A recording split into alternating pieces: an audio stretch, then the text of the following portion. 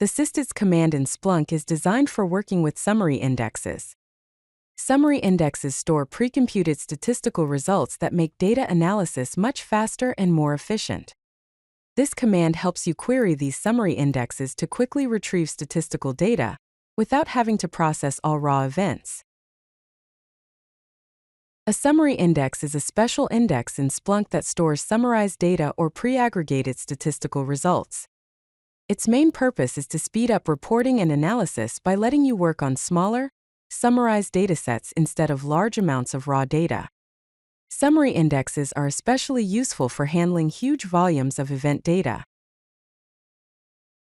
The sistats command provides fast statistical calculations on data stored in summary indexes.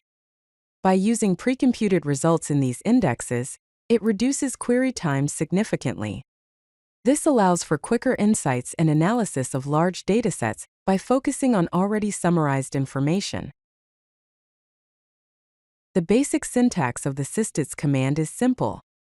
You specify statistical functions like sum, average, or count, followed by the field you want to compute on. You also use the by clause to group results by specified fields. For example, to sum bytes grouped by host and source, you write pipe sistats sum bytes is total bytes by host and source.